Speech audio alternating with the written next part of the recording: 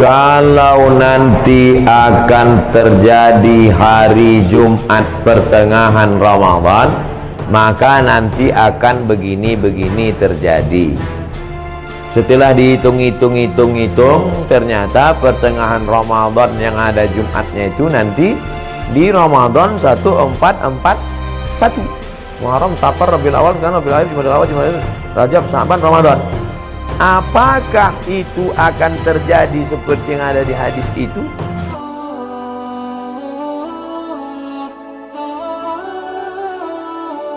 Assalamualaikum warahmatullahi wabarakatuh. Waalaikumsalam warahmatullahi wabarakatuh.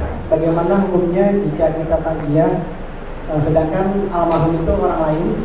Apakah pahalanya sampai kepada almarhum? Waalaikumsalam warahmatullahi wabarakatuh. Kata Nabi, kalau kau lewat di makam Baqi di samping Masjid Nabawi, keluar masuk dari pintu Babus Salam, laki-laki, keluarnya tembus itu lurus, nama pintunya Babul Baqi, pemakaman Baqi. Kalau lewat di Baqi, ucapkanlah salam, assalamualaikum ya ala diyar minal mu'minin wa inna insyaallah bikum lahiqun yarhamullahu al-mustaqimin wal mustaqirin nas'alullah lana wa lakumul afiyah. Kalau dibacakan doa itu sampai tak pada orang di Baqi itu? Ada hubungan kita sama orang Baqi itu? Mana ada? Dia Arab, kita Arab cemas. Kita Arab maklum. Itu menunjukkan bahwa doa orang Islam sampai. Maka jangan ragu, tahlil, takziah sampai pada orang mati. Sampai. Tapi ini Pak Ustaz, hadis. Iza matal insan, kalau manusia mati, inqata'a amalnya putus. Kecuali 3. Waladun salihun, ilmun yuntafa'u bih, shadaqatun jariyah. Ini orang tak paham hadis. Abdul Somad kalau mati, amal Abdul Somad ini putus. Bukan amal bapak ibu putus ke saya. Amal bapak ke saya putus apa tidak? Tidak. Kalau putus amal bapak, macam mana ada sholat jenazah? Sholat jenazah itu amal saya apa amal bapak? Amal ibu bapak. Saya udah mati udah. Tapi amal saya dulu ada 3 yang tetap mengalir. Yang pertama, Abdul Somad ceramah-ceramah diamalkan oleh jamaah, mengalir. Yang kedua, rupanya Abdul Somad peletakan batu pertama, mengalir walaupun sebiji batu. Apalagi yang satu sasmen. Yang ketiga, anak Abdul Somad, Mizian Hazik Abdillah, berdoa dia di tengah malam, mengalir. Bukan maknanya amal orang lain tak mengalir. Amal saya putus kecuali 3, tapi amal orang tetap mengalir.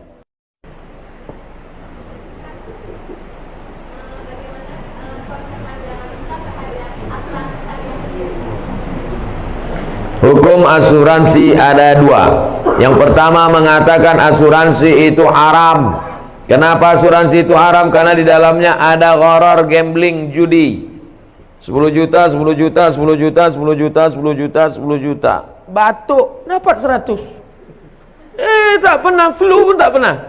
Tak dapat, bertahun-tahun tak dapat. 10 juta, 10 juta, 10 juta, 10 juta kumpul. Nabrak tiang listrik, langsung dapat. Ini tak pernah, akhirnya marah dia karena udah bertahun-tahun tidak, tabrakannya dapat. Maka karena ada unsur gambling, horror, judi di dalamnya, haram. Kata fatwa yang pertama. Datang fatwa yang kedua, mengatakan boleh.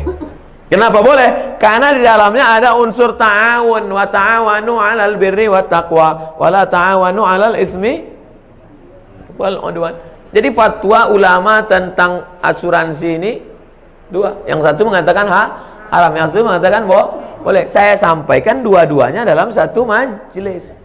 Kapan muncul masalah? Ketika dalam satu majelis saya sampaikan satu. Nah, itulah yang ada video Pak Profesor Dr. Ma'ruf Amin mengharamkan BPJS, tiba-tiba membolehkan. Dua-dua itu fatwa ulama.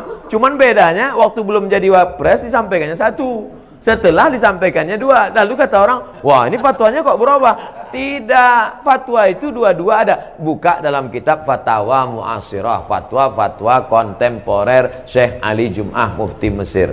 Tolong jangan upload sepotong-sepotong.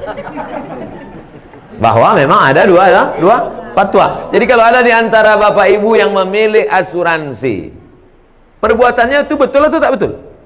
Betul, dia pilih fatwa kedua. Kalau ada di antara Bapak Ibu, aku sampai mati tak mau asuransi. Perbuatannya itu betul apa tak betul?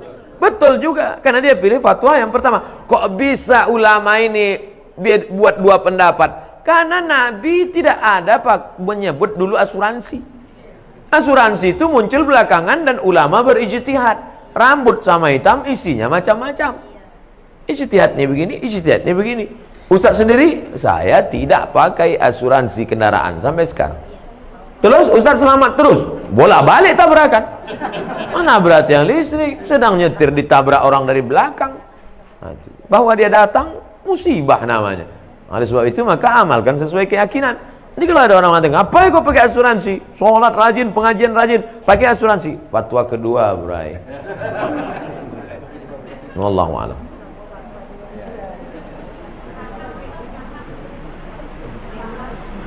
Ya Bu. Sampai sekarang tidak ada keluar dari Majelis Ulama Indonesia yang mengatakan bahwa materi benda yang disuntikkan itu halal. Tak ada. Ini kan ada fatwa halal. Ada tak halalnya nih? Oke, oke, halal. Halal. Halal ini isinya halal. Sedangkan itu, suntik itu tidak ada yang mengeluarkan fatwa isinya itu halal. Tak ada. Yang ada fatwa boleh memakainya karena darurat. Bukan isinya. Boleh memakainya. Bedakan antara fatwa isi dengan fatwa memakai. Sekarang saya masuk ke hutan. Sampai di hutan tak ada makanan, yang ada cuman babi. Lalu saya telepon, Assalamualaikum Ustaz. Waalaikumsalam.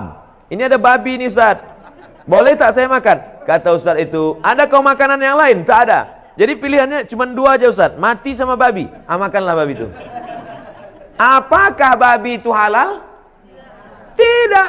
Sampai mati babi tak halal. Tapi mau makan babi saat itu boleh karena darurat. Karena kalau tak dimakan mati sampai dapat pisang. Kalau udah dapat pisangnya kau makan babi lagi. Assalamualaikum Ustaz. Enak rupanya babi ini Ustaz. Jangan. Dari cerita ilustrasi tadi, paham Bapak Ibu kan? Itu enaknya kita ceramah sama orang cerdas nih.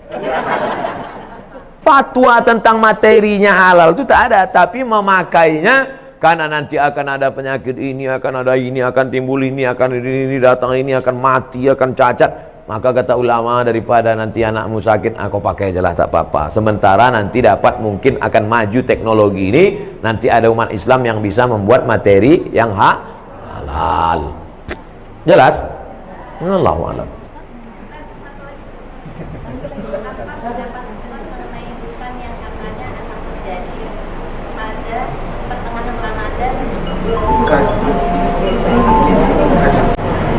Ini pertanyaan terakhir ya.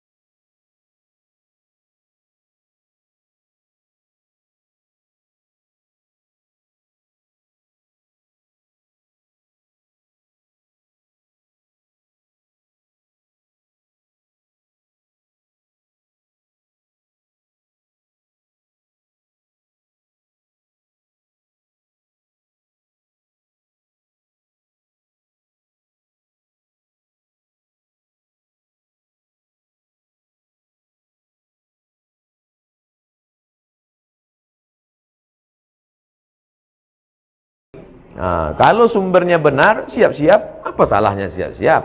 Tapi andai tidak terjadi pun, kita sudah siap. Jelas? Wallahu a'lam.